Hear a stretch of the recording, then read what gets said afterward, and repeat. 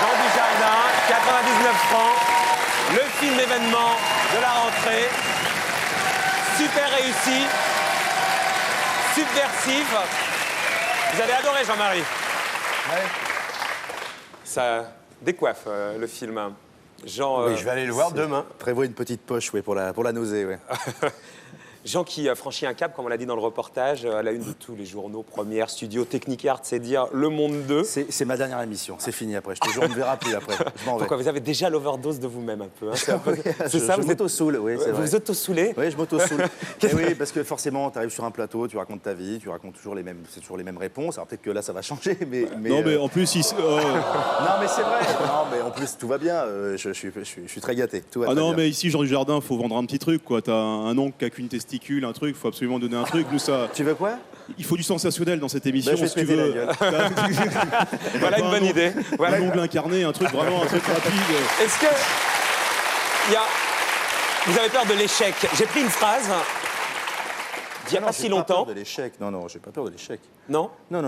Quand J'ai eu des petites angoisses. On va pas revenir sur le larmoyant, ça va faire chier tout le monde. Non, ça va nous plaire. Non, On va s'apitoyer un peu sur vous. Quand j'étais enfant, Non, c'est indécent. il y avait beaucoup de clochards à côté de chez moi. J'allais leur parler des après-midi entiers. Je me disais, je ne voudrais jamais leur ressembler, jamais. Je trouve que c'est un moteur. Jean-Marie va nous raconter son moteur tout à l'heure, qui est extrêmement fort et on comprend mieux son parcours quand on a lu son livre. Vous, on a vraiment l'impression, et c'est ça que je voudrais que Oui, vous mais ça- me parliez, c'est que vous vouliez sortir de cette enfance assez... pas malheureuse, mais... Non, attention, je recasse, j'ai eu une enfance très heureuse avec des parents aimants, tout va très bien. Il se trouve. Non, mais c'est vrai. Mais en tu plus, voulais tout- pas être clochard. quoi. Non, je voulais pas. Non. Dernier à Non, mais l'école. le pire, c'est que ça continue, c'est qu'il y en a encore malheureusement en bas de chez moi, encore en Paris. Paris, c'est devenu un camping, on le voit bien, et ça me touche encore. Non, mais c'est vrai. Bah quoi Ouais, Augustin Legrand va ressortir ses tentes Mais c'est juste super honteux, sur, ça. le pont, sur le pont des Arts, je crois. Ouais, là. tu vois des maisons sous les ponts, il y a des maisons avec des portes qui ferment à clé et on laisse ça et ça me touche forcément. Donc, alors je sais pas si ça a été un moteur, j'en sais rien. C'est qu'il y a un moment, j'ai juste rencontré la comédie, je me suis dit voilà, je fais le Charlot depuis des années, ça doit s'appeler comédien, donc faisons ce métier-là. Parce que vous disiez à l'époque, maintenant que vous retournez sur votre passé, que vous aviez l'impression d'être moins intelligent que les autres, vous disiez. Oui, ça continue d'ailleurs. C'est vrai, vous avez toujours ce complexe-là. Oh. C'est gentil. Mademoiselle n'est pas du tout d'accord, mais manifestement. J'étais Non, malheureux mais ça à vient- l'école, dans Bon, cette compétition où j'étais le dernier. Il a fallu me trimballer avec ça pendant des années. C'était un cauchemar. En primaire, j'écrivais entre les lignes. Alors je passais pour un débile. Je sentais que ça s'agitait autour de moi. J'entendais mes parents à travers la porte dire mais qu'est-ce qu'on va faire de lui? Oui. On m'a emmené voir un psy. C'était un psy qui avait 4 doigts à chaque main. Oui. Je voyais ses 8 doigts. J'avais l'impression de parler à Mickey. Oui. Pendant toutes ces années, j'étais complexé. Je m'imaginais moins futé que les autres. Oui, excuse-moi, C'est tout- oui. excuse-moi, un SMS de Mini qui dit que même avec 4 doigts, c'est très agréable. hein. Non, mais effectivement, oui. Allez, Jean, racontez-vous un peu. Sans indécence, chacun a ses fêlures. Tout va très bien, c'est effectivement scolairement. Oui, je me sentais pas très bien dans cet univers-là. J'entendais, il y avait des phrases qui résonnaient comme on va appeler du jardin au tableau, on va bien rigoler, tu es le dernier de la classe. Et ça te fout pas forcément en confiance derrière. Donc j'avais qu'une envie, moi, c'était d'avoir le bac, rendre le bac à ma mère et dire voilà, là ton bac, maintenant je vais travailler, je rentre dans la vie, je veux devenir un petit homme. Moi, mon grand rêve, c'était de devenir un adulte. Voilà, parce que Et je suis c'est la comédie qui vous a permis ça, vous disiez. La comédie, que, les personnages vous m'ont permis ouais. finalement de m'éclairer et d'avoir un peu de profondeur, de m'épaissir un petit peu parce que j'avais l'impression d'être pas grand-chose, quoi. Et le personnage que vous avez préféré finalement, c'est votre compagne Alexandra, l'amie qui dit ça. C'est Bryce de Nice, ce loser. Vous avez vu Elisabeth Guigou, Bryce de Nice? Personne ne peut passer à côté du phénomène Bryce de Nice. J'imagine que vos deux filles et votre fille, c'est trop petit. Ouais, elles sont folles, ouais. Elles sont folles de Bryce de Nice. Ce personnage de loser, Alexandra dit c'est celui qui vous plaît le plus parce qu'il vous a permis d'exorciser c'est un fantasme, oui, c'est un ce que vous fantasme. étiez, quoi. C'est tout ce que j'ai voulu dire quand j'étais gamin, c'est-à-dire quand tu es à table ou tu as envie de dire tiens, je me fais chier, je m'en vais. Et puis je m'en allais. C'est toute la liberté. Comme un enfant, tu sais, un enfant il dit tout. Un enfant il va dire ah, t'as une tache de vin, c'est pas très beau là, j'aime pas du tout. Voilà, c'est pas pour faire du mal, c'est juste, voilà, c'était retrouver cette candeur-là et il m'a fait du bien parce que c'était pas moi pour le coup, j'étais loin de ça et c'est bon de faire un cake, c'est bon d'interpréter un cake, ça libère quoi, ça tire la chasse, ça fait du bien. Pour terminer là-dessus, vous disiez que vous avez vécu sous une cloche pendant les 20 premières années de votre vie. Et c'est ensuite, en venant à Paris, en vous confrontant à la comédie, que vous avez pu avancer et vous sentir mieux équilibré, Oui, bien dans c'est vrai, votre peau. j'étais en veille, enfin, je regardais un petit peu les gens, je dessinais beaucoup, je parlais peu, et puis il y a un moment où, après le service, voilà, je me suis mis à faire du café-théâtre et je me suis dit, ben voilà, c'est ça, tiens, ça ressemble à quelque chose. Les gens me regardent, en tout cas j'intéresse, j'amuse, c'est important de s'aimer aussi, quoi, forcément, Donc, ça vous parle, ça, Jean-Marie, hein, ça, évidemment, ça fait écho autrement à votre histoire qui était non, autrement mais je plus lui ai dit douloureuse. tout à l'heure, hein, j'ai dit, putain, toi, tu enchaînes décidément quand ça s'acharne. Hein. C'est succès sur tu vois, succès. Jean-Marie, on me parlait de ça justement dans l'IB, tu vois. J'ai parlé de Jean-Marie, on a parlé de Jean-Marie et Jean-Marie Bigard, vous en pensez quoi? Je ne veux pas te rayer le casque, hein, comme tu dis. Mais c'est vrai que ça faisait partie des gens. Par exemple, la classe, moi, c'est un truc que je regardais les soirs, ça me plaisait beaucoup.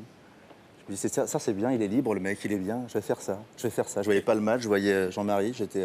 Et ça surprenait les journalistes de l'IB que vous aimiez Jean-Marie Bigard, parce qu'on imagine aujourd'hui, comme vous avez une bonne image de cinéma, évidemment, pour les bien-pensants, c'est compliqué, quoi. C'est ça. C'est-à-dire que vous êtes conchié sur un gars et une fille, vous êtes... Tu vois, c'est insensé parce que tu viens de là et puis tu as une ascension fulgurante. Et génial. on te regarde de haut sur Brise de Nice, t'es adoubé sur OSS et t'es estampillé sur 99. Tout ça ne veut rien dire. C'est exactement le même métier. Point. Je viens d'un cinéma populaire. Moi, je regardais le dimanche soir avec mes parents. Je regardais la classe. J'ai été élevé à ça, quoi. Donc j'ai juste envie de faire mon métier, voilà. Et ça vous fait marrer maintenant, ces bien-pensants qui trouvent que là où vous êtes les meilleurs, c'est dans le convoyeur. Ça va changer encore, vous en faites pas. Vous voulez dire que vous allez en prendre sur la tronche Dans encore 2 ans, bien sûr. Non, je rentre pas dans la parano, mais c'est normal, c'est comme ça, c'est cyclique. Il y a une seule vérité, c'est de s'amuser, ça se voit. Quand je m'amuse, ça se voit et ça fait plaisir aux gens. Et je prends beaucoup de plaisir. Sauf, Jean, pourquoi je vous amène à raconter ça? Parce qu'il y a des séquelles, malgré tout, chez vous, de tout ça. Notamment quand Yann Kounen, ce réalisateur extrêmement fort, ce qu'il a fait dans le film qui sort demain est remarquable, vous appelle pour vous proposer le rôle. Vous pensez qu'il se trompe de numéro, que c'est pas vous qui... A priori, c'est improbable. C'est improbable. Vous Oui. dites, t'es sûr que c'est bien à moi Je me que dis, tu veux parler, quoi. l'univers effectivement tonique, un peu rugueux de Yann Kounen et moi qui suis un acteur un peu plus rond avec les phrases de Bec BD, je dis tout ça n'a rien à foutre ensemble, donc c'est très intéressant. Donc il faut se voir. Et finalement, on s'est donné ce qui nous manquait. C'est-à-dire que je suis rentré dans son univers mental. Les rendez-vous de comédie, je les prenais pour moi. Il y avait les fulgurances de Yann de Bec BD. Et puis tout ça, on a vu le même film, en fait, bizarrement. Ça s'est très bien passé. On a trouvé un point commun. Je ne sais pas où, d'ailleurs, mais... Et le film est extrêmement subversif sur le milieu de la publicité, à tel point qu'on peut dire ça en direct sur cette chaîne, mais apparemment, aucune chaîne de télévision qui vit de la pub a voulu le financer, alors que le cinéma est financé par la publicité. Ça nous a rendu service, finalement. C'est-à-dire, ça vous a rendu service? On a eu une grande liberté, finalement. Il n'y avait pas de censure. C'est mieux comme ça. A priori, c'est que ça gênait un petit peu aussi, forcément. C'est qu'on doit dire des choses. Vous dites quoi, qu'on qu'on comprenne là? Parce que j'imagine que vous avez on dit juste, voilà, c'est une certaine pub, c'est la vente de yaourt, c'est comment, effectivement, parfois on peut prendre un peu les gens pour des cons, la fameuse ménagère, c'est ça qui est intéressant. Voilà. Je ne sais pas si on monte au créneau, on n'est pas venu là à faire une révolution en disant on va faire un putsch là-dedans, on va éclairer tout le monde, on a tout compris. Le film n'est pas prétentieux, le personnage l'est, mais pas le film. L'idée, c'est juste de faire un rappel et de dire simplement, voilà... faites le tri, comme vos poubelles, vous faites le tri, et vous voyez bien, voilà. Oui, excuse-moi Marco, faut lancer la pub, la M6 qui me demande de lancer le... Dans 10 minutes, si tu veux bien. Autre chose, Fabrice? Non, j'ai des questions extrêmement intéressantes des téléspectateurs. Jean Dujardin est-il le fils de Marie Laforêt et Jean-Luc Lahaye? C'est un vrai SMS, ça, Fabrice. Je lis, c'est mon métier de lire des SMS, vous me sifflez, il y a un Oui, mais on sait jamais les vrais, les faux, les C'est pas une grosse vanne, sinon. Hein? Mais si, c'est une vanne agricole. Bien sûr. Le rapport du jardin, si La tu haie. veux, la forêt et la haie, et on reste dans la verdure. Oh là, c'est trop là- compliqué, là. Jean-Marie, là, pour nous, on est largués. Hein. Écoute, J'en mets 2. Là, on est largués, écoute, Jean-Marie. j'assume entièrement ce bide et en tire les conséquences en me retirant définitivement de la vie humoristique française. Madame Guigou, ça vous rappelle rien, Madame Je Guigou? croyais que c'était pour les yeux, moi. Marie Laforêt. Ah, évidemment, Passez-y. évidemment. On va passer à la bande-annonce, moi, je dis. Ah bah vas-y, parce que je vais pas en faire une autre derrière. hein. Non, là, franchement, je pense que Théo Maxi. Tout le spectacle n'est pas comme ça, de toute façon. Non, mais Non, il y a des moments où... Il y a des mots meilleurs. Madame Guigou, allez-y. Non, ce qui est intéressant, c'est qu'on a besoin de décrypter, il me semble. Hein, un tas de choses. La politique, la pub, la télé, les médias. Et donc, c'est très intéressant de voir des films comme ça qui sont promis à un grand succès, qui ont déjà du succès. Parce que ça veut dire que les Françaises et les Français, ils n'ont pas envie de se laisser conditionner, formater, Ou alors on ne sait plus, alors, voilà. dans ce cas-là. Donc, ça, c'est très encourageant pour l'avenir, je trouve. Oui, mais on peut... C'est juste. Et l'univers que vous décrivez, qui permet donc de décrypter. C'est quand même un univers très noir, avec de la cocaïne à tous les coins de rue, avec... Oui, il y a ça. Puis c'est aussi la rédemption d'un personnage aussi qui a envie de s'en sortir, qui effectivement se vomit et qui a qu'une envie, c'est de faire un espèce d'attentat, un suicide publicitaire et de s'en sortir, quoi, de retrouver l'essentiel, quoi. C'est aussi ça. Il y a un peu ça quand même en fond. Ah, il y a quand même un message positif, on va dire. Ouais, quand même. Un petit peu. Ça sort demain, regarde la bande-annonce.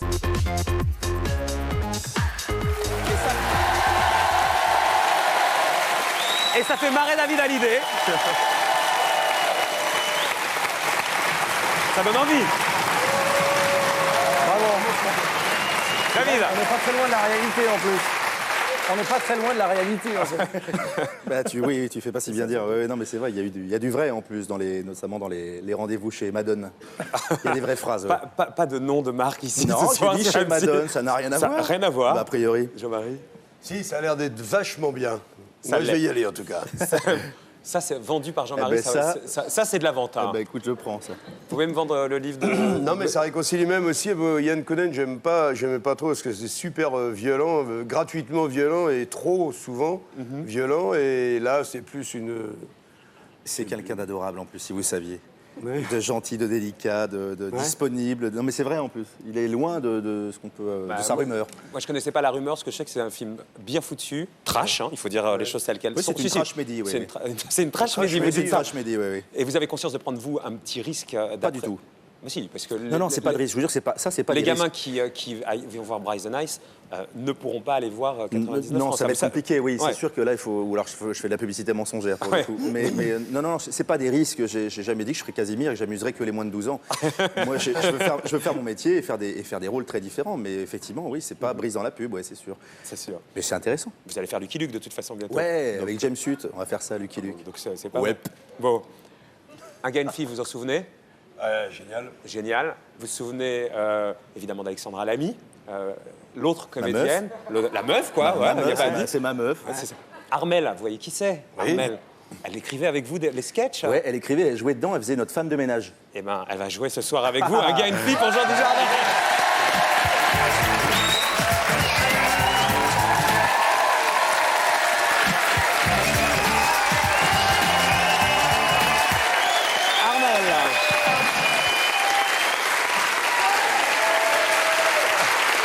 Je préviens Madame Guigou qui ne regarde pas peut-être l'émission chaque semaine.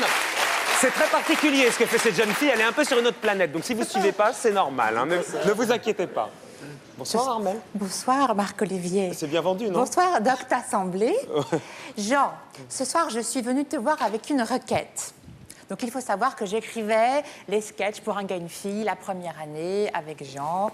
Nous nous sommes connus au tout début.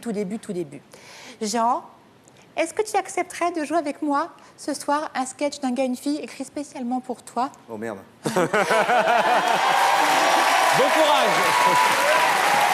Je décline toute responsabilité.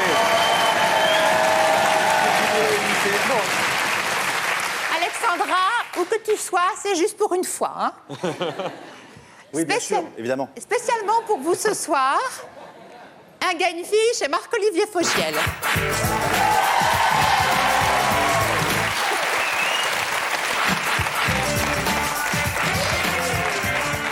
Alors, moi, je dois dire, c'est ça, Armelle. Oui, Bonsoir, Marc-Olivier ce soir. doit faire le lancement. Ah, je dois faire le dans son lancement. propre rôle. Ah, je joue mon propre rôle. Oui. Bonsoir, ce soir, nous recevons Jean Dujardin. Oui, attendez. Ah, voilà. Loulou, Oui. tu passes à la télévision devant des millions de gens et tu n'es pas coiffé. Alors attends, je te mets ça en place. Est-ce que tu comprends? Oui. Tu comprends? Oui. À la télé, tout se voit. C'est vrai. OK? Produit d'appel. Voilà. Il faut lire le texte, Jean. Je lis le texte, d'accord. Voilà. Alors, ok, on refait. Ah, Jean, tu n'es pas coiffé, alors je te coiffe. Oh, c'est bon, chouchou, j'ai pas 5 ans. Excusez-la, on peut continuer l'interview? Oui. Attendez. Jean, ne bouge pas. Tu as un bouton qui ne demande qu'à sortir sur le nez, je vais te le percer. Bouge. Attends. Voilà. Oui, ça, tu m'as fait mal. Non, parce là. que tu sais, à la télé, tout se voit. Oui, hein. mais tu m'as fait mal, là. Excusez-la, elle ne peut pas s'empêcher de percer les boutons quand elle envoie. Non, pas tous les boutons, seulement ceux qui sont très très mûrs. Ceux qui font bien splash. Ceux qui sortent en une fois, parce qu'ils s'ils doivent sortir en 2 fois, c'est qu'en fait, il n'était pas si mûr. Mais par exemple, celui-là, il était très très blanc. Oui. Donc il était bien mûr, et les gens l'ont bien vu, parce qu'à la télé, tout se voit. Oui, voilà. Merci, madame la dermatologue. On peut continuer l'interview. Attendez. Jean, tu as une crotte de nez. Alors, de 2 choses l'une. où tu l'expulses vraiment jusqu'au bout et tu la manges, Oui. ou tu renifles et tu la fais disparaître. Mais pas entre les deux, parce qu'entre les deux, c'est pas bien, tu vois. Ça fait genre, ouh, j'ai une crotte de nez, et la caméra le filme.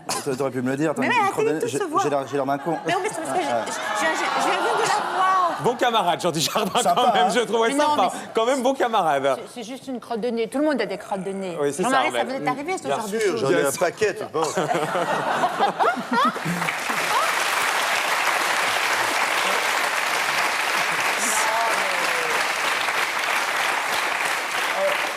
On n'est pas Barbie et Ken, on est un gars et une fille. Voilà. Non, c'est important parce qu'à la télé, tout se voit. Tu vois. Je suis perdu. Alors, aussi, attends, pour dire la vérité. on en est Il où? faut du rythme, hein, parce que Oui, sinon... bah alors on va aller à la fin, je pense. Oui, voilà. Non, à la fin. Je pense qu'on va aller là, par exemple. Oui, hein. voilà. Oui, très bien. Alors, on fait genre, Marc-Olivier veut faire l'interview, et moi je fais, oh, attendez. Jean, tu crois que c'est bien que je sois venue en brune ce soir? Parce que normalement, les gens me connaissent en blonde, tu vois. Mais je pense que les brunes, c'était mieux pour se faire prendre au sérieux. Et j'ai un petit peu peur que les gens me confondent avec Armelle. Vous savez, la comédienne qui vient chez Marc-Olivier Fogiel. Non, mais les gens verront bien que je suis chouchou de chouchou loulou, parce qu'à la télé, tout se voit. C'était Voilà. Alors attention, faut que je joue derrière. Mais non, tout va bien. C'était bien, franchement. J'ai pas fini. Ah, il a une Quelle phrase. chute. Ah, il y a une Attention, chute, je vais pardon. jouer. Attendez. Chouchou, tu as une feuille de salade entre les dents, un aft purulent sur la langue et 2 gros chicots. Tu veux pas la boucler? À la télé, tout se voit. Non, C'était Armel. excuse-moi.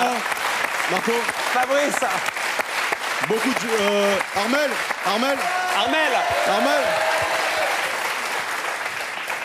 Beaucoup de gens qui réclament un deuxième épisode, donc je pense que c'est... Quel salaud, c'est Fabrice Eboué. C'est un coup bas. C'est un coup bas. Oui, mais ce qui montre que dans Un gars et une fille, tout était très écrit et très travaillé. Exactement. Merci Armel. Merci beaucoup. Jean Dujardin, le film sort demain, 99 francs. Le livre de Frédéric est sorti il y a des années, mais on peut le remontrer puisqu'il est à nouveau en librairie. Ça, c'est Et improbable aussi. Maintenant, il s'appelle Ma tête 14. avec Bec BD au-dessus, a priori, il y a 2 ans, on aurait dit ça. Je vous l'offre. Oui, Enfin, merci. vous l'avez, Oui, contre j'ai vu. Jean-Marie. Je vais offrir à Madame Bigou le livre du film, le manuel d'utilisation de la société d'hyperconsommation. Il paraît que ça devait être l'affiche du film, Le Cerveau, avec... Oui. Et manifestement, ça n'a pas été possible. Bah non, on aurait voulu ça avec Frédéric et puis Yann, et effectivement, ça a été refusé. C'est dommage. Hein. C'est un Trop peu viol- effectivement trop violent. Moi, j'en Oui, ai fait une sûrement, comme ça ouais. avec un string, tu sais. Je me souviens bien, Jean-Marie. C'est un complément du film. C'est le petit livre rouge de la pub, en fait. Voilà, oui. On vous l'offre. Merci Jean Dujardin. Merci Merci. d'être passé nous voir. Merci.